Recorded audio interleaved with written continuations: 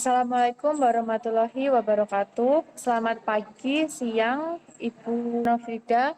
Perkenalkan, kami dari kelompok 5. Pada kesempatan kali ini, kami akan mempresentasikan materi tentang flowchart pada sistem informasi akuntansi. Presentasi ini akan menjelaskan latar belakang perusahaan kami, pengertian, fungsi flowchart, serta penjelasan alur proses yang telah kami buat berdasarkan studi kasus. Sebelum masuk dalam presentasi, di sini kami akan memperkenalkan diri terlebih dahulu. Saya Alia Pujandira dari absen 4. Saya Mahda Syabdariwanti, absen 14. Saya Reni Alfitri, absen 18. Saya Shalona Julia Ahmad, absen 19. Baik, langsung saja masuk pada pembahasan yang pertama, yaitu tentang perusahaan kami. Kami mengambil perusahaan yang bernama Roti Mariam Merk and Roll. Perusahaan ini berada di Kota Malang, lebih tepatnya di Jalan Kertolaksono nomor 93, Ketawang Gede, Kecamatan Lowok Baru, Kota Malang.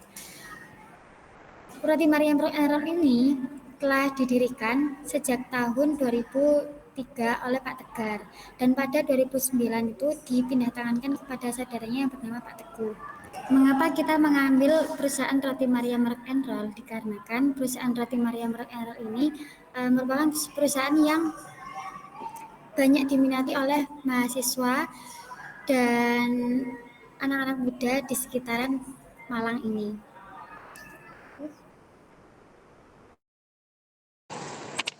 Jadi di dalam perusahaan kami ini, Roti Mariam Rock and Roll ini, itu terdapat 3 bagian atau 3 jabatan dalam ketenaga kerjaannya. Yang pertama yaitu pemimpin itu bertugas untuk mengadon, karyawan 1 bertugas untuk memasak, dan karyawan 2-nya itu bertugas untuk menjual.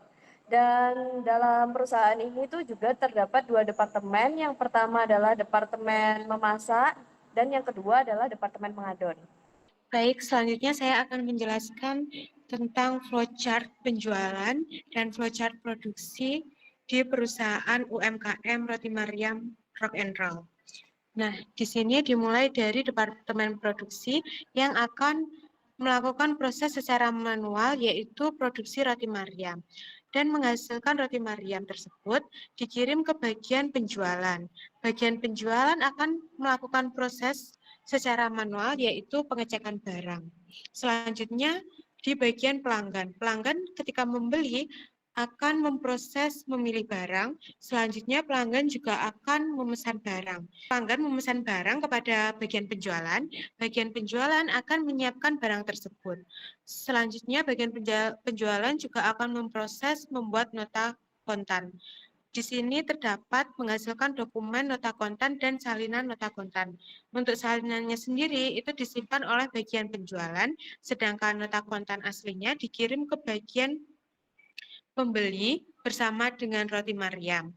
Nah, nota kontan di bagian pembeli ini, pembeli akan melakukan proses secara manual, yaitu melakukan pembayaran. Setelah melakukan pembayaran, menghasilkan dokumen, yaitu data pembayaran. Data pembayaran di sini untuk pembeli itu akan selesai dan akan dikirim ke bagian penjualan.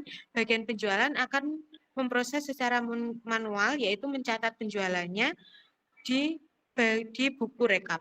Baik, selanjutnya ini merupakan flowchart penjualan tunai dan produksi. Dimulai dari pemilik yang mempersiapkan secara manual untuk produksi roti Mariam, lalu terbitlah formulir produksi yang akan dibawa di bagian produksi departemen mengadon. Formulir tersebut akan diproses secara manual untuk membuat surat permintaan bahan baku, dan terbitlah surat permintaan bahan baku yang akan dibawa di bagian gudang. Lalu surat permintaan bahan baku yang dikirimkan ke gudang tersebut dicek oleh gudang, diproses secara manual, mengecek persediaan bahan baku, kemudian mencatat persediaan bahan bakunya. Kemudian menghasilkan 2 dokumen, yaitu bukti pengeluaran bahan baku dan salinan pengeluaran bahan baku, ada 2. Salinan pengeluaran bahan baku yang pertama itu disimpan ke file, dan salinan yang kedua itu dikirimkan ke bagian akuntansi. Untuk bagian akuntansi ini setelah menerima salinan pengeluaran bahan baku dari gudang bahan baku, bagian akuntansi akan mencatatnya pemakaian bahan baku tersebut. Nah, setelah dicatat, dokumen tersebut akan disimpan ke dalam file oleh bagian akuntansinya. Kemudian untuk bukti pengeluaran bahan baku beserta bahan bakunya itu dikirim ke bagian Departemen Mengadon. Bagian Departemen Mengadon ini mengadon pesanan roti Mariam, lalu terbitlah adonan roti Mariam yang sekaligus dengan dokumennya, lalu bukti penyerahan BDP Mengadon ini diserahkan kepada bagian produksi Departemen Memasak. Kemudian bagian produksi Departemen Memasak ini mendapatkan dokumen tersebut bersamaan dengan adonan yang sudah dibuat. Kemudian Departemen Memasak ini memasak adonan roti Mariam, menghasilkan roti Mariam, dan juga menghasilkan 2 dokumen, yaitu yang pertama memo hasil produksi dan salinan memo hasil produksi. Untuk salinan memo hasil produksi ini sendiri dibawa ke pemilik. Untuk memo salinan hasil produksi dari Departemen Memasak tersebut dibawa ke bagian pemilik, lalu salinan tersebut disimpan di bagian pemilik. Kemudian memo hasil produksinya beserta dengan roti Mariam tersebut dibawa ke bagian gudang produk jadi. Setelah bagian gudang jadi tadi menerima memo hasil produksi dan produk jadinya dari bagian produksi Departemen Memasak, bagian gudang produk jadi ini akan memverifikasi produk tersebut. Nah, setelah diverifikasi, akan mencatatnya pada persediaan barang jadi. Setelah itu akan menghasilkan 3 dokumen penerimaan barang jadi. Dokumen ketiganya akan disimpan oleh bagian gudang produk jadi dalam bentuk file, dan dokumen pertama dan dokumen kedua akan dikirim ke akuntan. Nah, yang pertama dikirim ke akuntan.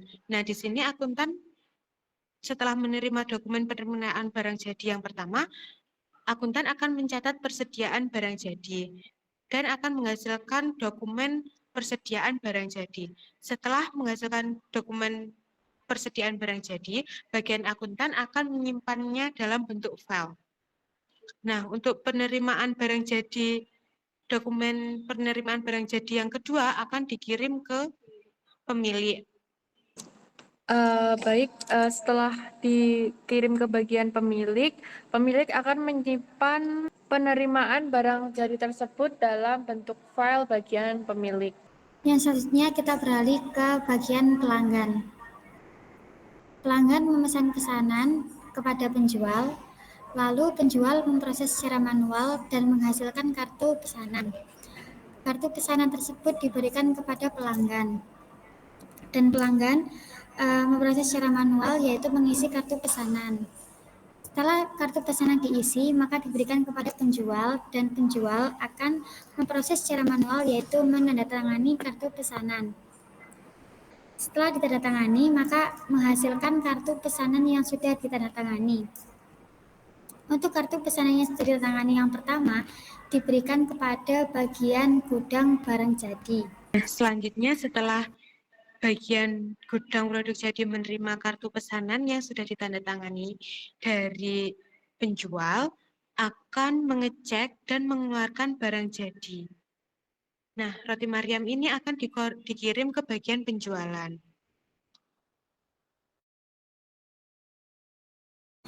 Lalu untuk dokumen kartu pesanan yang sudah ditandatangani yang ketiga itu diberikan kepada bagian akuntan. Selanjutnya, setelah bagian akuntan menerima kartu pesanan yang telah ditandatangani dari bagian penjualan, akan melakukan verifikasi. Setelah diverifikasi, menghasilkan dokumen kartu pesanan 3 yang telah diverifikasi, selanjutnya akan disimpan secara file oleh bagian akuntansi.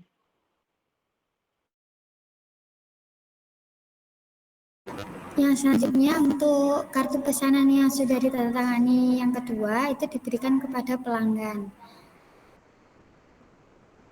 Lalu pelanggan bebarengan memberikan uang pada penjual dan akan muncul nota kontan 1 dan salinan nota kontan.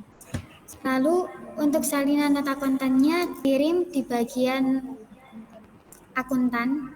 Setelah bagian akuntan menerima salinan nota kontan dari bagian penjualan, akan memproses nota kontan tersebut.